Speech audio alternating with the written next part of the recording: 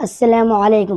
الحمد للہ رب العالمین والصلاة والسلام على سید المرسلین وعلى اصحاب اجمعین، اما بعد، قال اللہ تعالی فاعوذ باللہ من الشیطان الرجیم، بسم اللہ الرحمن الرحیم، امروا الا لیعبدوا اللہ مخلصین لہ الدین۔ محترم سامعین اکرام، حضرات، میں آپ لوگوں کے سامنے ایک تقریر پیش کرنا چاہتا ہوں جس کا عنوان ہے اخلاص کی اہمیت۔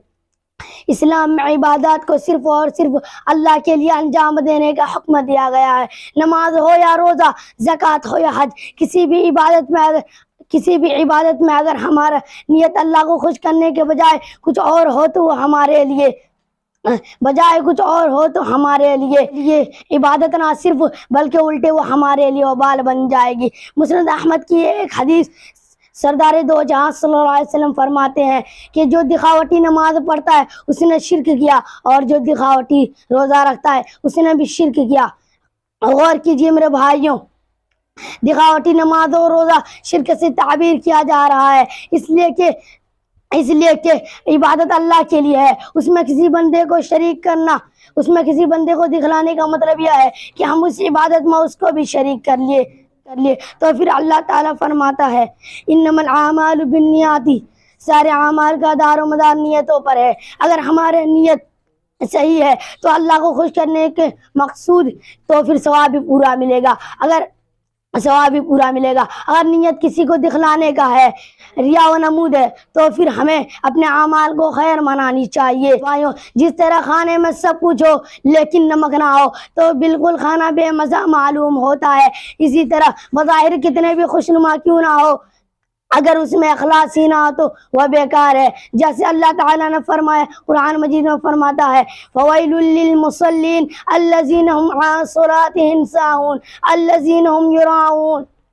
ایسے نمازیوں کے لیے ویل ہے، بربادی ہے، جو اپنے نماز سے غافل ہوتے ہیں، دکھاوٹی نماز پڑھتے ہیں۔ ایک حدیث جو صحیح مسلم میں وارد ہے، اللہ کے رسول صلی اللہ علیہ وسلم فرماتے ہیں کہ قیامت کے دن سب سے پہلے جن لوگوں کا فیصلہ کیا جائے گا ان میں سے ایک وہ شخص ہوگا جو شہید ہوا ہوگا، اسے لایا جائے گا، اللہ تعالیٰ اسے اپنی نعمتیں یاد کرائے گا اور وہ یاد بھی کرے گا۔ پھر اللہ تعالیٰ پوچھے گا کہ تم نے اپنی نعمتوں کو کیا کیا ہے، تو وہ کہے گا میں نے تیرے لیے لڑا یہاں تک کہ شہید ہو گیا۔ پھر اللہ تعالیٰ فرمائے گا کذبت، تو جھوٹ بول رہا ہے، تو اس لیے لڑا کہ لوگ تمہیں بہادر کہے۔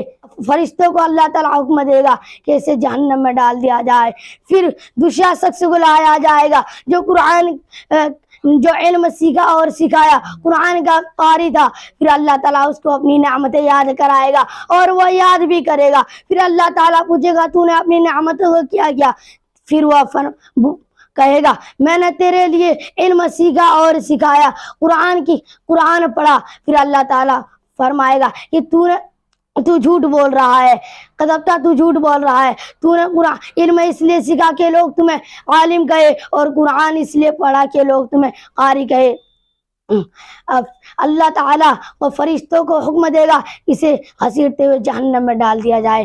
پھر تیسرا شخص کو لایا جائے گا جو اللہ تعالیٰ نے خوشحالی میں نازل کی تھی، دولت کی عطا کی تھی، اس کو بھی اللہ تعالیٰ اپنی نعمتیں یاد کرائے گا اور وہ یاد بھی کرے گا۔ پھر اللہ تعالیٰ کہے گا تو نے اپنی نعمتوں کا علم کیا کیا، جہاں خرچ کرنے تھے میں نے وہاں خرچ کیا، کوئی ایسا جگہ خرچ کیا نہیں چھوڑا جہاں خرچ کرنے تھے۔ اللہ تعالیٰ فرمائے گا کذبتا، تو جھوٹ بول رہا ہے، تو نے مال اس لیے خرچ کیا کہ لوگ تمہیں ساخی کہے اور کہا بھی گیا۔ پھر اللہ تعالیٰ فرشتوں کو حکم دے گا اسے گھسیٹتے ہوئے جہنم میں ڈال دو۔ میں یہیں سے اپنی تقریر کو ختم کرنا چاہتا ہوں۔ آخر میں دعا ہے کہ اللہ تعالیٰ ہم تمام مسلمانوں کو ہر نیکی کام اخلاق سے کرنے کی توفیق عطا فرمائے، آمین۔